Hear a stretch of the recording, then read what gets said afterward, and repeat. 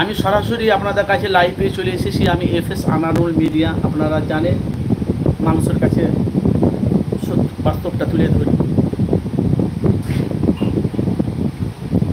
যে কথা নিয়ে আপনাদের কাছে লাইভে এসেছি আমি গুরুত্বপূর্ণ আলোচনা নিয়ে, যে ফুরফুরা শরীফের বাঘ, ঘুমান্ত বাঘ ঘুমিয়েছিল, সে আব্বাস সিদ্দিকী জেগে উঠেছে। সেইটাই নিয়ে নওশাদ সিদ্দিকী জনগণের সাথে, মানুষের সাথে মিডিয়ার মুখোমুখি বাস্তব সেটা মানুষের কাছে তুলে ধরেছে। বলছে আব্বাস সিদ্দিকী ভাইজানের ব্রিগেডের রেকর্ড এখন অবধি কেউ ভাঙতে পারেনি আর কেউ ভাঙতে পারবে না। এই যে ওয়াকাফ বিলটা যে পাস করেছে মোদী সরকার, সেটাকে নিয়ে ফুরফুরা শরীফের একজন বাঘ, ঘুমান্ত বাঘ, একজন বাঘ পীরজাদা আব্বাস সিদ্দিকী ভাইজান ময়দানে মাঠে নেমে গেছে। কিন্তু আব্বাস সিদ্দিকী নিজে ডাইরেক্ট বলেছে, তো যে ওয়াকাফ কালা আইনটাই যে পাস করেছে মোদী সরকার, সেটা নিয়ে বাংলার বিভিন্ন রকম মানুষ, পীরজাদা হোক, পীরজাদা আরও আলেম মাওলানা যেই হোক না কেন, তারা বহুত রকম তারা কথা বলেছে বাংলাতে।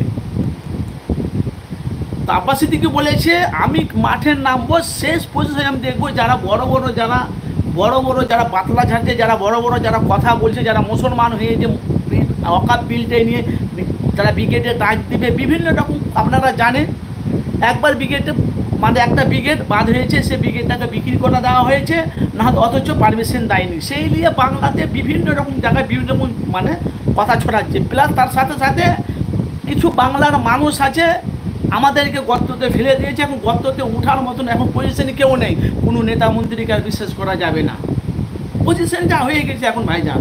সে এখন ঘুমান্ত বাঘ আব্বাস সিদ্দিকী জেগে উঠেছে, এবার ভাইজান ব্রিগেডে সভা করছে। ঈদ পর ইনশাআল্লাহ ভাইজান ডাক দেবে।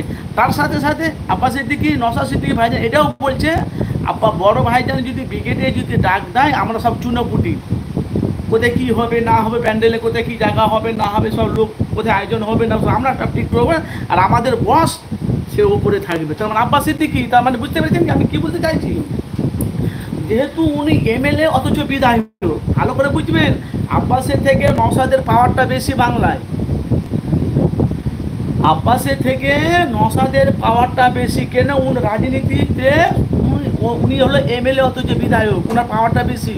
আর জলসার দিক দিয়ে বাংলার মানুষ আব্বাসকে চয়েস করে, ওনার গলার কণ্ঠ ভালো। কিন্তু আপনারা এর আগে ব্রিগেডে অনেক কোটাতে ডাক দিয়েছে আব্বাসের দিকে ভাইজান, জানেন? এলাকার ব্রিগেডে ডাক দিবে, নেতা হবে একটাই, ব্রিগেডের নেতা কে? আব্বাস সিদ্দিকী। যে একটা ডাকে লক্ষ মানুষকে জামায়াতে কলকাতায় জড়ো করে দিবে। আমি আপনাদের কাছে প্রমাণ দেখিয়ে দেবো। আরে প্রমাণ, আব্বাস সিদ্দিকী ভাইজান 3টে সভা করেছে।